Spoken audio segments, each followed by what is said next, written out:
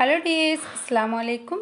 ഇന്ന് ഞാൻ വന്നിരിക്കുന്നത് നല്ല പെർഫെക്റ്റ് ആയിട്ട് എങ്ങനെ കോൺ വെച്ചിട്ട് നമുക്ക് പോപ്കോൺ തയ്യാറാക്കാം എന്നൊരു വീഡിയോ ആയിട്ടാണ്. പോപ്കോൺ നിങ്ങൾ വീട്ടിൽ വെച്ച് തയ്യാറാക്കുന്ന സമയത്ത് നിങ്ങൾക്ക് ഇതുവരെ സക്സസ് ആയിട്ടില്ലെങ്കിൽ നിങ്ങൾ എന്തായാലും ഈ രീതിയിലൊന്ന് പരീക്ഷിച്ച് നോക്കൂ. ഇതിന് വേണ്ടിയിട്ടുള്ള കോണാണ് നമ്മൾ എടുക്കേണ്ടത്. ഒരു ചെറിയ കോണാണ് കേട്ടോ. അതുപോലെ ലൈറ്റ് യെല്ലോ കളറാണ് ഇതിനുള്ളത്.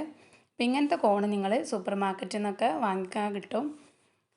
അതുണ്ടാക്കാനായിട്ട് ഞാനൊരു കുക്കറിലാണ് ഉണ്ടാക്കിയെടുക്കുന്നത്. ഒരു കട്ടിയുള്ളൊരു പാത്രമായാൽ മതി, കുക്കർ തന്നെ വേണമെന്ന് നിർബന്ധമൊന്നുമില്ല.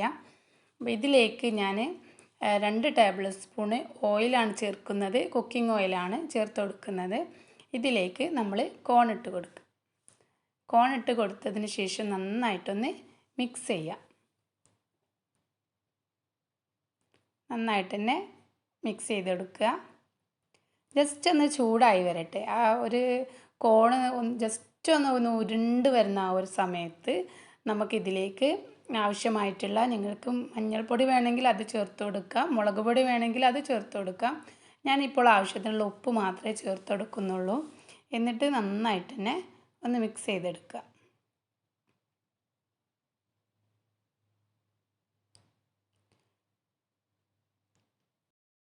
നന്നായിട്ട് മിക്സാക്കി എടുത്തിട്ടുണ്ട്. ഇനി നമുക്ക് അടപ്പ് വെച്ച് മൂടി വെക്കാം.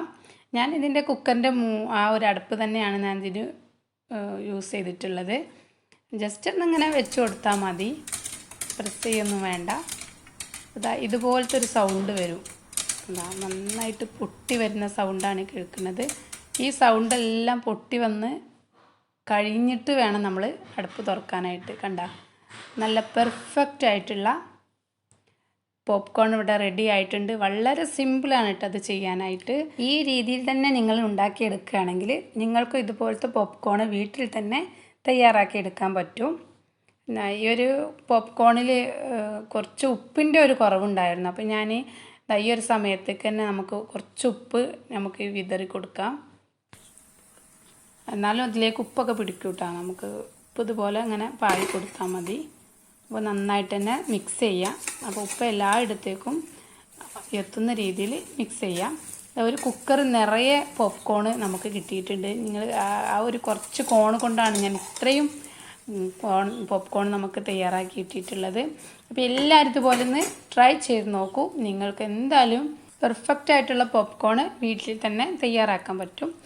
നിങ്ങൾക്ക് എല്ലാവർക്കും വീഡിയോ ഇഷ്ടപ്പെട്ടെന്ന് വിചാരിക്കുന്നു. ഇഷ്ടപ്പെട്ടാൽ നിങ്ങൾ എന്തായാലും ലൈക്ക് ചെയ്യുക. നിങ്ങൾക്ക് എന്തെങ്കിലും സംശയം ഉണ്ടെങ്കിൽ നിങ്ങൾ കമൻറ്റ് ബോക്സിൽ അറിയിച്ചാൽ മതി. ചാനൽ ഇതുവരെ സബ്സ്ക്രൈബ് ചെയ്തിട്ടില്ലെങ്കിൽ ഒന്ന് സബ്സ്ക്രൈബ് ചെയ്യുക.